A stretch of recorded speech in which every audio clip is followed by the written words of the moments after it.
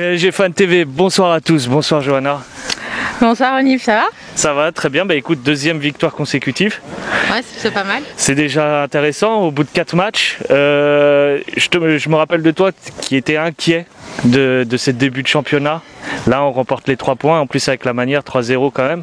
Te sens-tu quand même, avec le retour des cadres qui vont arriver, quand même un peu plus confiante pour la suite?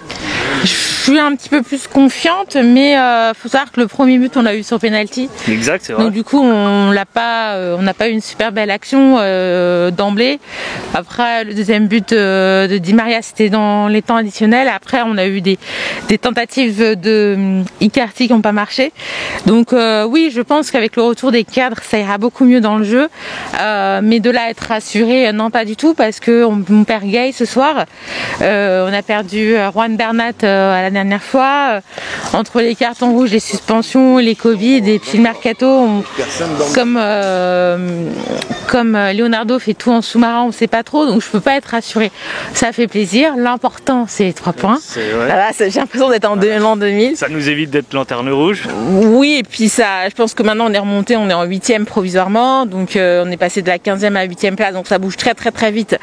C'est assez serré parce qu'on est en 4e journée, donc à voir ce que ça va donner par la suite. Kylian Mbappé qui était de retour aujourd'hui, on voit qu'il a l'initiative pratiquement de toutes les actions. On voit peut-être revanchard. Ce Kylian Mbappé, est-ce que...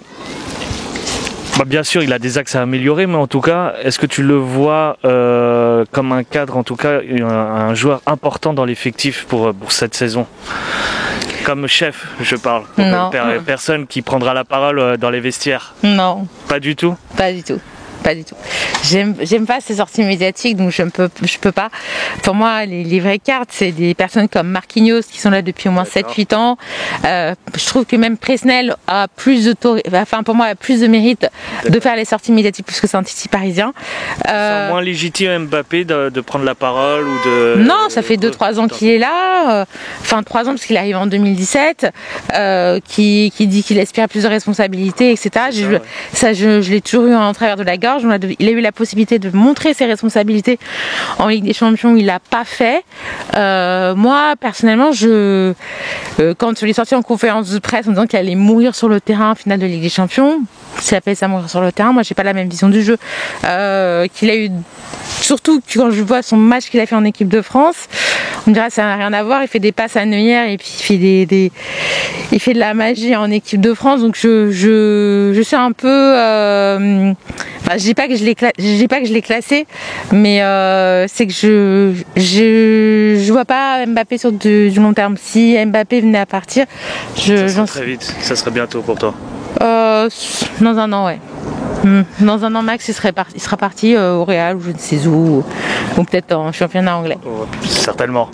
Un dernier mot pour Di Maria. Di Maria également qui fait son retour, qui a semblé être en forme aujourd'hui, notamment sur cette passe décisive pour Marquinhos sur coup de pied arrêté. Et on voit que concrètement, il est important dans l'effectif, il fait la différence dans certains matchs, mais que parfois il s'oublie. Est-ce que ce manque d'être présent, voilà, de constance, va pas nous manquer pour la suite? Après, Di Maria n'a pas été appelé par la sélection. Et c'est vrai, les gars. Donc là, je me pose des questions, pourquoi il n'a pas été appelé par la sélection. Donc Icardi non plus n'a pas été appelé. Donc à voir ce que ça va donner par la suite avec lui. Il est pas toujours constant, mais après voilà, il y a eu le Covid et tout. Et puis quand on a eu vraiment besoin de lui, il a été là. Et puis il a 32 ans, il est en fin de contrat. Donc est-ce qu'il va renouveler au Paris Saint-Germain? Mystère. Je te remercie encore, Johanna. À très vite.